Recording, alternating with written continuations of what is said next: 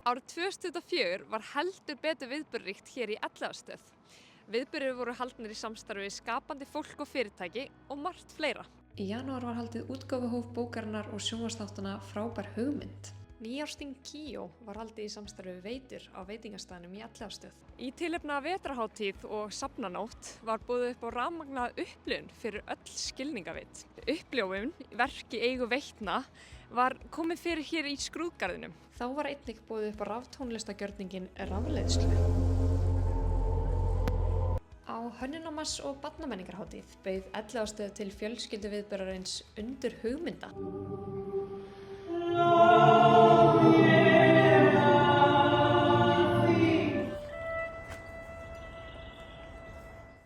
Elliðaárstöð tók þátt í viðburðinum Stelpur, stálp og tækni. Í tilefni af alþjóðlegu jarðvarmaráðstefnunni Iceland Geothermal Conference hélt Orkuveitan nýsköpunar garðpartí. Í sumar voru fjölbreyttir viðburðir haldnir hérna á svæðinu. Við skulum kíkja á hvað er í boði.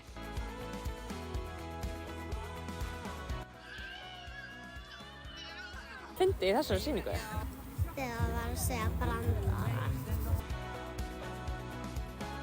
Það er náttúrulega bara félagsskapurinn og hvar á hjólinu sínu og skemmtilegar leiðir sem höfum verið valdar.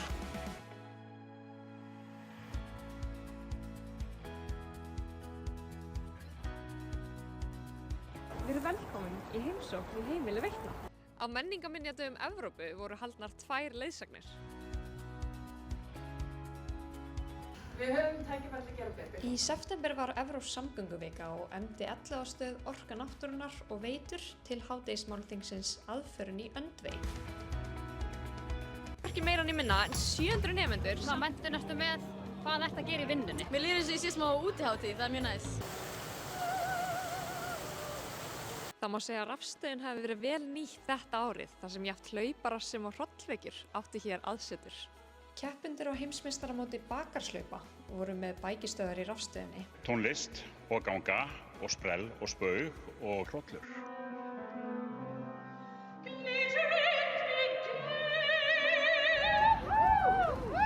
Þriðja árið í röð var hlaupið frá Elliðaárstöð í hinu alþjóðlega góðgerðarhlaupi Run in the Dark. Þá hafa fjölskyldusmiðir hugmyndasmiða farið fram síðan í október. Nú síðast var haldin jólastund í Elliðaárstöð, þar sem fjölskyldum var boðið til samverustundar. Það má svo sannarlega segja að Elliðaárstöð hafi verið heitur reitur þetta árið, en 93.000 heimsóttu svæðið og rúmlega 2.100 nemendur. Við þökkum fyrir samveruna á árinu og hlökkum til að fá fleiri heimsóknir á nýja ári.